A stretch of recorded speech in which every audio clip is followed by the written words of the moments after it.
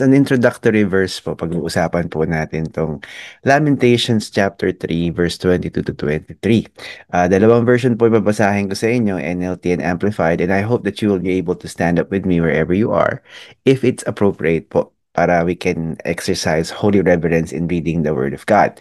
Sabi po rito sa NLT version, "The faithful love of the Lord never ends. His mercies never cease. Great is His faithfulness. His mercies begin afresh each morning." Amplified version po, "Because of the Lord's great mercy, we are not consumed, for His compassions fail not. They are new every morning. Great is your faithfulness." Napakaganda po ng sinabi ng author ng Book of Lamentations attributed to the prophet Jeremiah. Pag binasa niyo po kasi yung verse 1 to 21, ito po yung resulta ng pagdidisiplina ng Panginoon sa buong bansang Israel. At biglang naalala ni Jeremiah na oo nga pala, may pag-asa sa Panginoon. Ang disiplina niya ay liliban, mawawala siya, matatapos siya. At ang mangyayari po, maaalala natin na ang kapangyarihan ng pag-ibig, ang faithfulness ng Panginoon, hindi talaga siya nagbabago. Parati siyang constant. Regardless po ng ginagawa natin sa ating buhay, parati pong tuloy-tuloy ang pag-aalay ng Panginoon ng kanyang pag-ibig, ng kanyang pagtangi. Hindi siya nagbabago. He is compassionate, His mercies. At anong sabi po dyan? Tuwing umaga, parating sariwa ang mga bagay na ito. Hindi siya natatapos. Kaya nga po pag sumikat ang araw, di po ba sa ating lugar, maari nating maalala, yes, the faithful love of the Lord never ends. His mercies never cease. Great is His faithfulness. Every morning, it's fresh, sariwang sariwa. So sa ating pag-iisip po, wag natin kakalimutan, ito po ay available sa atin araw-araw. Parang nga pong ano yan parang meron kang pagkain na pwede mong kainin na available at any given moment sa araw. Ang kailangan mo lang kainin siya. Katulad po ng salita ng Diyos, kailangan lang natin siyang kainin. O katulad ng gamit na meron tayo sa tahanan natin na pwede natin buksan kung ito ay electric, kailangan lang natin gamitin yung gamit na yun. Ito po ay paalala ng Panginoon na hindi siya nagbabago at parati niyang hinahayaan na available tong mga to sa atin. Kaya nga po kung tayo ay naghahanap ng pag-ibig, di po ba ang daming natitisod sa kanilang pursuits of romantic relationship, kakamali sila ng pinipili na na partner. Ngunit sa Panginoon, di ka magkakamali kasi ang pag-ibig niya ay tapat. Ang pag-ibig niya ay sa'yo nakaumang.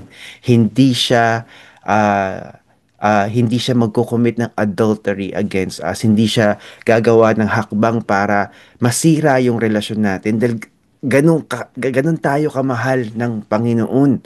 Hindi po ito natatapos. At isa lamang ito sa katotohanan tungkol sa availability nito every morning, every day. So bago po tayo magpatuloy, tayo po ay manalangin. Ama naming Diyos, kayo po ang magpala sa amin sa umagang ito. Kayo po ang magbigay sa amin, Panginoon, ng karunungan upang maintindihan namin ang inyong salita.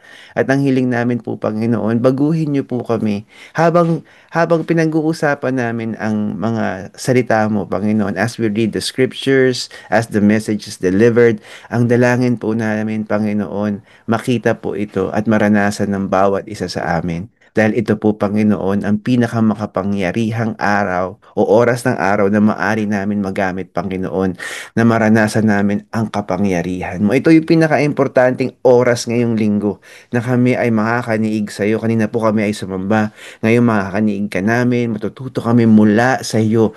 Ang Diyos na lumikha ng langit at lupa, ang Diyos na nagbigay sa amin, Panginoon, ng lahat ng aming pangangailangan. Kaya o Diyos na makapangyarihan sa lahat, huwag niyo pong hayaan na manakaw ang aming pag-aaralan. Sa umagang ito, ang glory mo lamang ang makita. Ang boses mo ang madinig, Panginoon.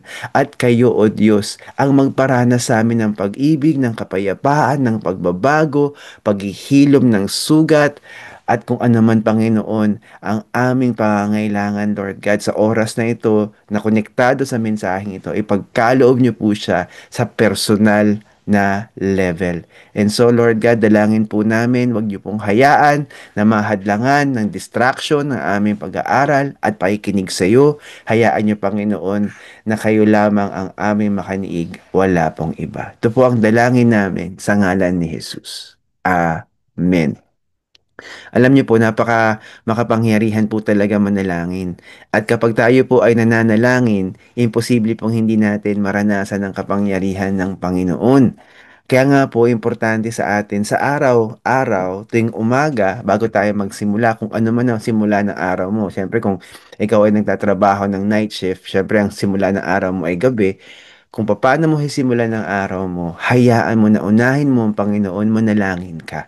At sariwain mo yung binasa natin sa Lamentations chapter 3, verse 22 to 23, na the Lord's love is powerful. Kaya nga po marami sa atin, di po ba, naghahanap ng pag-ibig sa maling lugar.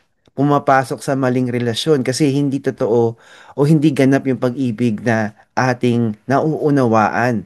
Ang pag-ibig na definition natin ay according sa pop culture. Hindi conditional, hindi unconditional, conditional siya. At ang pag-ibig na natutunan natin ay makasarili. Ano ba yung makukuha ko sa relasyon na to? Ngunit po ang Panginoon, ang pag-ibig na ginawad niya sa atin ay napakaganda. Ang pag-ibig na ginawad ng Panginoon ay napakalupit. Siya ay namatay para sa iyo, para sa akin.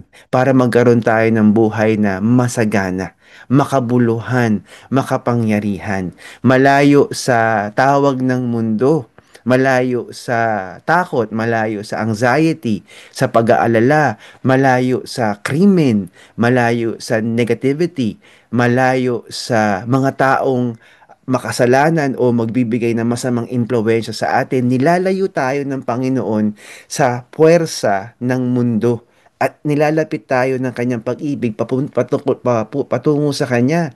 Dahil ganun niya tayo kamahal, gusto niya tayong protektahan.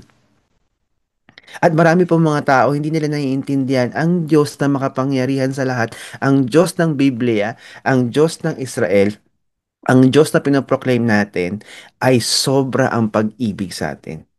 Kaya nga po yung mga tinuturo niya, inuutos niya, ito po ay para sa kapakanan natin. Isipin niyo na lamang po ang liwanag ng turo ng Panginoon. Sundin mo ako at pagpapalain ka. Anong mawawala sa atin kung susundin natin ng Panginoon? Wala. Di po ba? Wala. Anong mawawala sa'yo pag umattend ka ng church? Wala. Di po ba? Ang mangyayari sa atin, basta ang simbahan, syempre, kailangan Bible believing, full gospel, tinuturo nila yung totoo when they preach the word. So, ganun po yung pamantayan natin ng tamang simbahan, of course. At ang kaligtasan ay kay Kristo lamang. Ang Biblia, ang librong pinagbabasihan ng katuruan at pamumuhay ng bawat miyembro ng simbahan na yon. At naniniwala tayo na sa Trinity, God the Father, God the Son, and God the Holy Spirit. Kaya po pag tinignan natin ang kautusan ng Panginoon, ito po ay para sa paghahanda sa ating buhay na ito, para maging matibay tayo, para hindi tayo magkamali. Kaya nga po sabi sa Matthew 5, yung Beatitudes, Blessed are those who hunger and thirst for righteousness, for they will be filled. Isipin niyo na lang po kung parating katwiran, yung tamang katwiran, di po ba, yung righteousness, yung pagiging tama according to the word of God sa buhay, ang ipapamuhay natin. Makakakita pa po ba kayo ng mga nangangalunyang mag-asawa kung susundin nila ang salita ng Diyos? Makakakita pa ba tayo ng tatay na mangangako sa kanyang anak tapos makakalimutan niya kasi hindi naman taimtim sa puso niya yung pangako? Makakakita pa po ba tayo ng mga anak na minumura ang kanilang mga magulang kung sinusunod natin ang Panginoon? Makakakita po tayo ng madamot na kapatid na gustong kunin yung mana ng buong pamilya at gagawa siya ng paraan, mandadaya siya. So ang dami pong mga ganyang mga istorya sa ating mundo. Ah, yung mga marites, di po ba? Yung mga nagchichismisan. Kung tayo po ay sumusunod sa Panginoon, magkakaroon po ba tayo ng panlasa sa chismisan? Kung tayo po ba ay sumusunod sa Panginoon, gusto ba natin tapak-tapakan yung kapitbahay natin para makaangat tayo? Hindi po. Kaya nga po ang isang mapayapang individual na sumusunod sa Panginoon at parating nakaangkla sa Kanya, malayo po sa ganong klaseng pamumuhay ang kanyang ipapakita. Dahil ang angkla niya ang Panginoon, mas masarap na hindi ka magmamarites. Mas masarap na tahimik at taimtim kahatahanan. Mas masarap na kahit bumabagyo sa mundo sa labas, 'di ba? May inflation na mataas, ang pangit ng ekonomiya, kung nagninegosyo ka, parang malulugi yung negosyo mo. Kung nakaangkla ka sa Panginoon, babalikan mo lang ang Lamentations 3 at sabihin mo, His faithful love, His mercies. It's new every morning. Great is His faithfulness. Walang makakapantay sa pagiging tapat ng Panginoon sa ating buhay. Maari yung mga pastor magkamali, maaring maraming mga bagay na naranasan natin sa kapwa natin na nasaktan tayo. Ang Panginoon hindi po tayo sasaktan. Hindi. Ay, hindi siya magkakamali. Hindi. Kaya nga po, ang tinuturo ng ating simbahan, kailangan tayo magkaroon ng mataimtim na relasyon sa Panginoon. Dahil doon po talaga ang tamang angkla. Hindi po sa akin bilang pastor ng simbahang ito. Hindi po ako magyayabang sa inyo. Maaari ako magkamali. Maaari ako magkasala at patuloy po ako sumasablay. Ngunit ang Panginoon, hindi siya magkukulang at hindi siya sasablay. Darating ang panahon po mamamatay ako. At syempre, maaring may mga natuwa o may pinagpala sa buhay ko, pero mamamatay ako. Ang Panginoon, hindi siya mamamatay because He is eternal. At kahit matagal na akong patay, ang Panginoon patuloy pa rin. His faithfulness, His love, His mercies, they are new every morning. At yun po ang dapat nating bigyan ng mas malalim na pansin. Dali po natin. Pag-uusapan po natin sa araw na ito ay dalawang bagay. Trusting on unchanging God in a changing world. Yung pagtitiwala natin sa Panginoon. Dahil talagang pwede siyang pagkatiwalaan ng mga pangako niya. Talagang gagawin niya. And the security of God's covenant. Nakakakilabot po talaga ang seguridad kapag ang angkla natin ay ang ating Panginoon. Una po, pag-usapan natin ang Hebrews 13:8 Amplified Version, ang pagtitiwala sa Panginoon sa mundong nagbabago. Napaka-importante po na kailangan natin na maintindihan na oo nga naman sa mundong ito ang daming uncertainties. Ngayong araw na ito, di po ba, maaring maaraw, tas biglang babagyo, mas makikita mo yung tahanan mo, bigla na lang aanurin, o di kaya may kaibigan ka na mahal mo, ang ayos-ayos niya, ang sigla-sigla niya, ang healthy-healthy niya, tapos malalaman mo na lang, pagkatapos ng shift, let's say, ng trabaho mo, namatay siya dahil may nakabangga sa kanyang kamote rider. So kung iisipin po natin, talagang nakaka pag-alala ang mabuhay sa mundong ito. Pero sabi po sa Hebrews 13 verse 8 Amplified Version, basahin po natin sabay-sabay at kung maaari po kayong tumayo wherever you are, tayo po tayo kung po pwede. Sabi po dyan, Jesus Christ is eternally changeless, always the same, yesterday and today and forever. Bibigyan ko po lang po ng emphasis ang yesterday. Ang yesterday po, maari po siya, according sa biblical scholars, bago nagsimula ang mundo. So, yung preeminence ng Panginoong Heso Kristo. Ang tawag po kasi rito, si Kristo Jesus po ay immutable. He is the Alpha and Omega, the beginning and the end, and He will never ever change. Yung today po, ngayon, ngayong araw na to. And yung forever, yung mamaya po natin o bukas natin hanggat sa buhay natin na walang hanggan. Kaya nga po kung natanggap natin si Kristo Jesus bilang Diyos tagapagligtas at totoo ang ating kaligtasan, tayo po ay pupunta sa langit. So makakasama po natin ang Panginoon sa paraiso. So hindi nagbabago ang Panginoon. Ganun po kalupit ang ating Diyos na makapangyarihan sa lahat. Maaasahan natin siya dahil kahit anong mangyari, ang kanyang faithfulness never ever changes. Kaya nga po ang sinasabi ng Panginoon sa atin, importante po na maunawaan natin to. Ito pong particular verse na to sa Hebrews ay napaka-timely doon sa audience niya. During this time po, ang audience ng author na to ay predominantly mga Jewish na mga Christians. Sila po ay nasa panahon na pinipersecute po sila.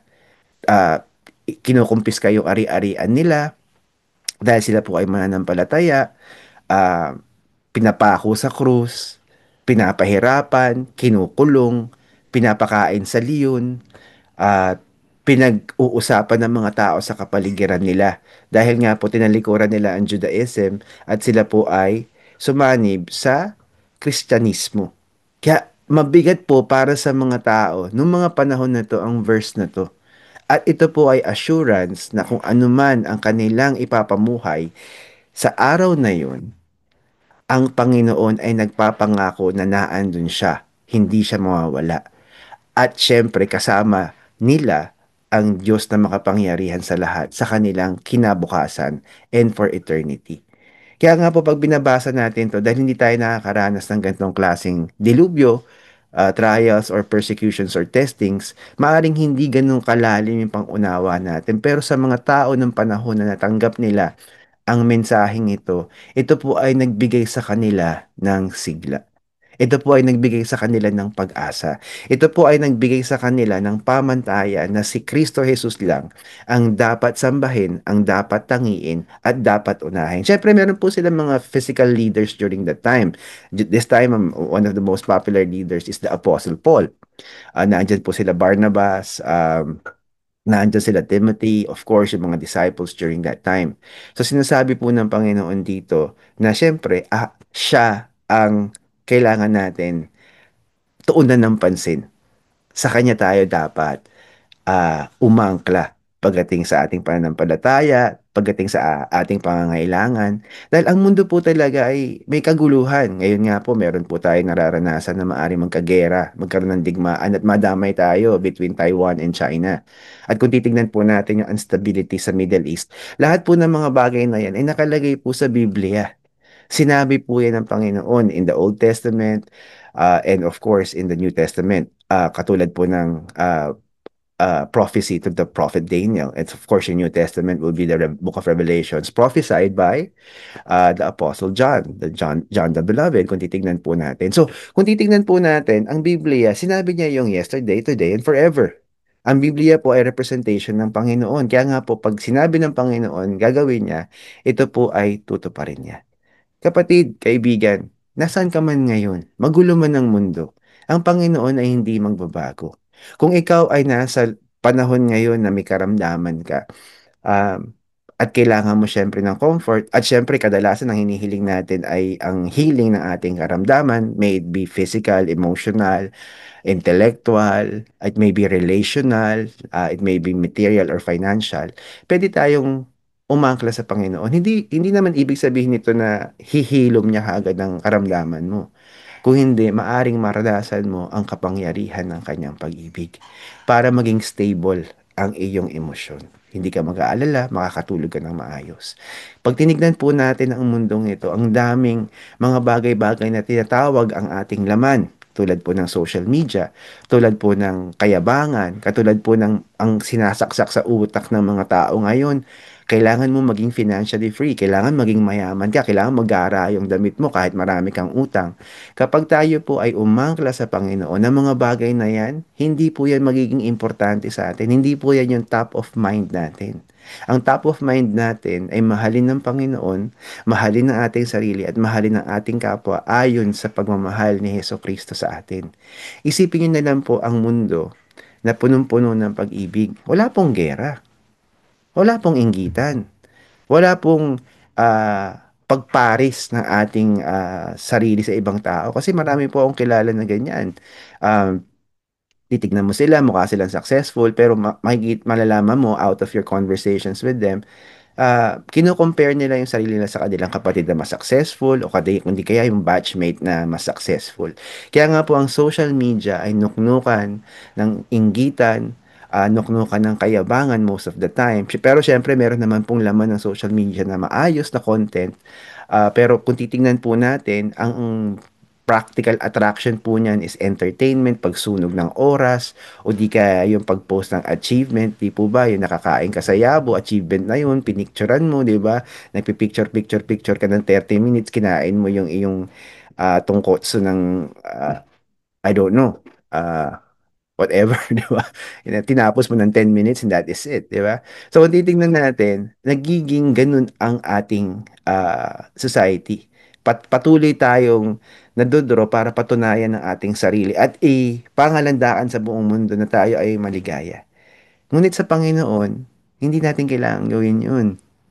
Kasi meron yung humility ang Panginoon na pwede natin hingin by His grace, ibibigay sa atin. May talino, may karunungan ng Panginoon, may wisdom ng Panginoon na higit sa mundong ito. Kung paano ka kikilos, paano ka magsasalita, paano ka mag-iisip, paano ka mamumuhay ng mapayapa na hindi ka magpapadala sa agos ng kamunduhan. Ang mga patotoo po ng mga tao na kilala ko na talaga nga namang napakasimple ng kanilang buhay ay nakakakilabot. Meron nga pong isang pastor, na kwento ko po ito before. Pumunta po sa Pilipinas, ano siya, American missionary sa Southeast Asia, primarily ang target niya. So meron siyang binisitang pastor sa Pilipinas. This happened sometime in the early 2000 na ito, mid 2000. Kinakwento po ito as testimony ng pastor na nakabase sa Pilipinas. So itong pastor na nakabase sa Pilipinas, dahil nagkaroon sila ng magandang relationship ng American missionary na ito, ano siya, nagkaroon siya ng urge na regaluhan siya bago siya umalis at bumalik sa kanyang missionary field. Ang inisip niyang ibili sa sa pastor na to, dahil talagang karapat dapat siyang tangiin ay relo. Relo na hindi simple. Ang relo pang binalak niyang ibili ay Patek Philippe. Ang Patek Philippe po ay mas mahal sa Rolex. So nagkakahalaga po yan ng anywhere, I think 800 to 2.8 million pesos yung regular line niya. Kasi ang Patek Philippe po para siyang heirloom. Ipinapasa po yan from one generation to the other. So, anong nangyari po sa kanya, nagkaroon siya ng conviction, nilapitan niya yung pastor na bibigyan niya ng Patek Philippe. Sabi niya, Pastor, gusto po sana kitang bigyan ng regalo. At nais po kitang bigyan ng relo. Sabi niya gano'n. Ang brand po ay Patek Philippe. Sabi ng American missionary pastor na to, sabi niya, pwede mo ba akong bili ng 10 Casio digital na na relo? Yung may calculator. Nagulat ngayon tong American pastor na naka-base sa Pilipinas. Sabi niya, bakit po? Ay, pamimigay ko to doon sa mga pastor na kailangan ng relo doon sa pupuntahan ko sa sa Vietnam, sa Thailand, or sa Cambodia ata ang sinabi niya. But somewhere in that area where the gospel is needed. So, nagulat ngayon tong American pastor sa base sa Philippines na ito lang yung gusto niya. Ang sabi nung American pastor na missionary, meron lang ako, hindi ko na kailangan niya. Diyan po tayo tinutungkab ng Panginoon sa kamunduhan. At bibigyan niya po tayo ng pusong mapagkumbaba para maging simple lang. Ang t-shirt ay t-shirt. Marami sa atin, uy, namamangha pag nakabalinsaga siya. Eh, paano kung ang t-shirt mo Kentucky? Will it make you a less of a person? Hindi po. Dahil nga po kung ang tungtungan natin ay ang katotohanan ng Panginoon. Because He is unchanging. Yung character niya, unchanging. Humble, teachable, loving, caring, simple, joyful. Ganun po siya. Kaya nga po ang isang produkto na pinupush ng mundo ay kalungkutan. Ang produkto, forgive me for the term, not theological of course, ang produkto ng salita ng Diyos ay joy, kagalakan, kagalakang kakaiba, lunas, sa anumang klasing kalungkutan. Kaya nga po kung ang lahat ng tao may kagalakan, malamang po hindi po kikita ang Temu, hindi kikita ang Amazon, hihina ang Shopee, babagsak ang negosyo ng Lazada. Kasi nga po, yung mga taong may kagalakan na mula sa Panginoon ay mga taong simple lang. Makikita po natin yung tahanan natin, wala masyadong clutter. Di po ba? Nakakita nga po ako ng bahay, may 3 rice cooker siya. So, out of curiosity, sabi ko, bakit tatlo yung rice cooker mo? Yung pinakamaliit na rice cooker, pag ako na lang naiwan sa bahay, nagbakasyon sila, yung medium rice cooker, pag nandito yung pamilya ko para sa amin, at yung malaking rice cooker, kapag meron kaming bisita. Okay. Kailangan mo ba talaga ng 3 rice cooker? Kailangan mo ba talaga ng tatatlong tao lang kayo? Kailangan mo ba talaga ng 24 na plato? Pag tinignan po natin ang kamunduhan, diyan po tayo nadadala sa ganyang klaseng tahanan. At hindi ko po makakalimutan na bumisita po kami sa isang tahanan ng isang pamilyang Kristiyano na sobrang hirap po sila. Gasera lang po ang kanilang ilaw doon sa tahanan nila. Ang kanilang lamesa at papag na higaan ay iisa. Ang kanilang sahig ay lupa. Nung pumunta po kami ron, hindi ko makakalimutan yung nakita ko. Hindi ko makakalimutan. Sa kanilang kahirapan po, ang kanilang apo, kanilang anak ay mga magagalang. Nag-aaral yung kanilang mga apo dahil yung mga anak nila ay nagtatrabaho. Ang trabaho po nila ay mabigat na trabaho dahil sila po ay nangangalakal sa ah, landfill. Pero nung pumunta po kami sa tahanan nila, ang saya po nila. At yung kakainin nila dapat na dinner, inalay po nila sa amin.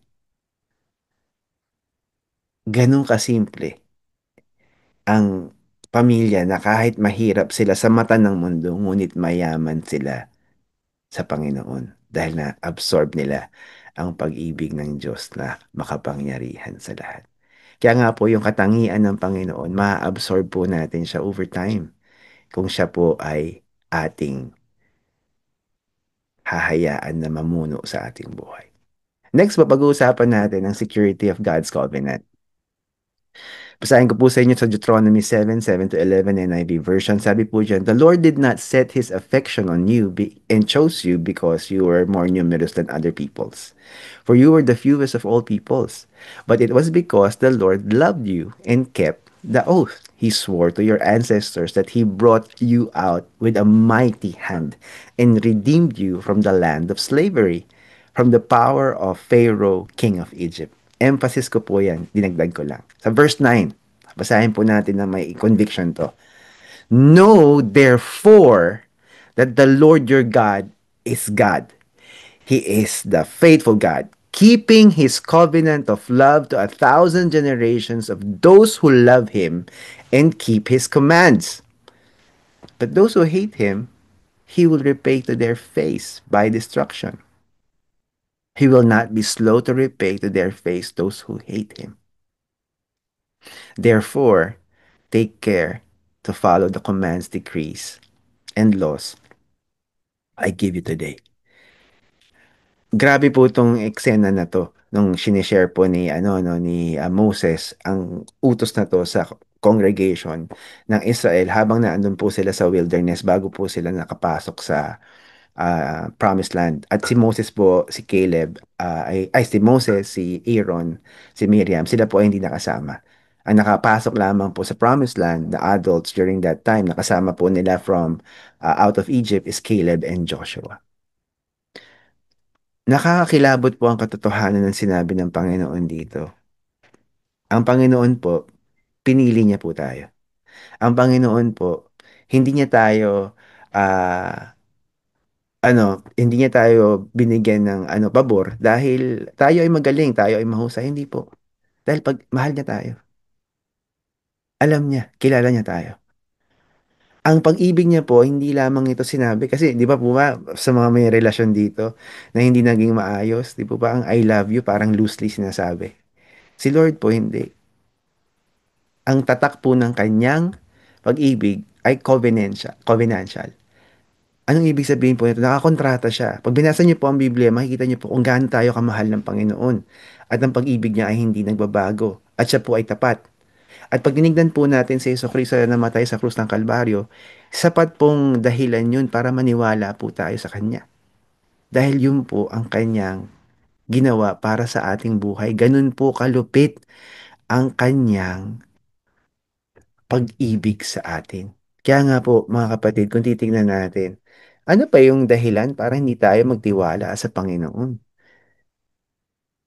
Ano pa po? Wala. Sabi nga po ni Apostle Paul sa kanyang letter sa Church of Corinth, if I'm not mistaken, paki-double check po. Sabi niya, "Not many of you were wise on human standards of noble birth. Not many. But the Lord chose them anyway." Ganun po siya. The Lord chose the unwise to shame the wise. The Lord chose the weak to shame the strong. For reasons na syempre meron siyang dahilan. Kaya nga po, sa Panginoon, hindi natin pwedeng sabihin na galing ako sa hirap, Galing ako sa broken home, wala akong pag-asa, ang pangit ng story ko, marami akong kasalanan. Let's say at age 33 ka, you are confronted with the offer of eternal life.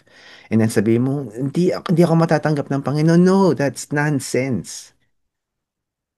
Sa lahat ng tatanggap kay Jesus bilang Diyos at tagapagligtas, hindi importante yung nakaraan mo, importante yung today. Ano yung decision mo? Kung nagkaroon ka ng tatlong asawa nung nakaraan na lahat failed marriage and the Lord, you finally find the Lord, diba? Hindi factor kay Lord yung nakaraan mo. Ang importante, you make a decision today. Because the Lord is unchanging. Grabe po yung kanyang love. Nakakontrata, nakasulat sa Biblia. Hindi niya yun babaguhin. Hahayaan niyang maranasan po natin yun. Kaya hindi importante kung sino ka ngayon. Ang importante, sino ka ba na magiging? Who will you become? Will you become a child of God if you haven't been a child of God before, if you haven't received Christ as Lord and Savior? And what kind of a child of God are you going to be? Kasi hindi lamang po yung mga hindi pa nakakatanggap kay Jesus bilang Diyos tagapagligtas ang nagkakaproblema about their position in terms of the love of God. The love of God never changes. The love of God is totally something that no one can separate us from. Katang isip natin, o maniniwala tayo sa kasinungalingan. Kung isipin natin na because of our disobedience, we are separated from God's love. No. When I say disobedience, ito po yung mga anak ng Diyos na yun, nakatanggap kay Jesus bilang Diyos at tagapagligtas. The Lord will continuously remind us about our calling and gifting that are irrevocable. So kung ikaw ay kapatiran na nag-backslide o nawala sa Panginoon, pwede kang bumalik today. Ganun lang kasimple because God's love is covenantal. May covenant siya. At hindi niya tayo pinili for nothing. There is a purpose. There's a reason for that. So tayo po ay manalangin. Hallelujah. Napakabuti po talaga ng Panginoon. Kung ikaw ay hindi pa nakakatanggap kay Jesus bilang Diyos at tagapagligtas, ito ang pagkakataon mo. I would like to encourage you to receive Christ as Lord and Savior para masimulan mo ang iyong uh, you know, journey with God. And this is very, very important. So three things ang dapat mong gawin. First step is to ask forgiveness for all the sins that you are reminded of today. Hindi ko ng tawad with a truly repentant heart.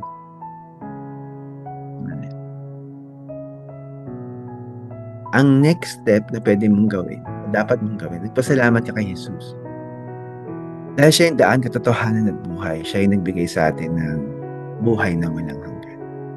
At ang pinaka-importanting dapat mong gawin right now is this, to receive Christ as Lord and as Savior. Ulitin mo ang panalangin ito. Panginoon, alam ko po na ikaw ay matapat. At ang pangako mo, ang pag-ibig mo, ay nakakontrata.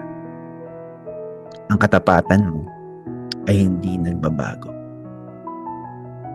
Nais ko pong umangkla sa buhay na ito ayon sa kalooban mo. Manahan ka po sa aking puso, maghari ka po sa aking buhay bilang Diyos at tagapagligtas. Amen. Amen. Pwede kang dumilat panandalian kung ikaw ay nanalangin na taimtim, makakaranas ka ng pagbabago, tandayan ng totoong kaligtasan. At kapag ikaw ay nakaranas ng pagbabago tulad ng hindi ka na makabalik sa kasalanan, nagkaroon ka ng pagkauhaw sa presensya ng Panginoon, pagnanais na magbasa ng salita ng Diyos, yan ay maaring ebidensya ng totoong kaligtasan kapag ikaw ay namatay sa lupang katawan ng iyong kaluluwa ay pupunta sa paraiso. Mga kapatid, nais ko po kayo ipanalangin sa oras at pagkakataong ito. Kung nakalimutan mo na ang katapatan, ang pag-ibig, ang compassion, ang mercies ng Panginoon, why don't you come back to Him? Nanalangin ka sa oras na ito para manumbalik ang relasyon mo sa Kanya. At hayaan mo na ikaw ay makaranas ng pagbabago. Bumalik ka sa Kanya. Habang ako ay namumuno sa panalangin ito para sa iyo, manalangin ka. Maaring verbal, maaring in your mind. Kung ikaw ay nadadala na itaas ang iyong kamay, tanda ng pagkapasakop at pagsuko sa Panginoon. At pagkatapos niyan, tanda ng tagumpay, maaari mong gawin. Kung gusto mong lumuhod, maaari din lumuhod. Kung ikaw ay magpatira pa ka. Because this is the time for you to realize that God's love will always be there. Nothing can separate us from God's love. Ako po ay nadadala sa oras na ito na ipanalangin ng mga kapatiran na maaaring iniisip mo, wala naman akong ginagawang masama. Yaan ay tanda ng kasalanan at kayabangan. Ikaw ay malayo sa Panginoon.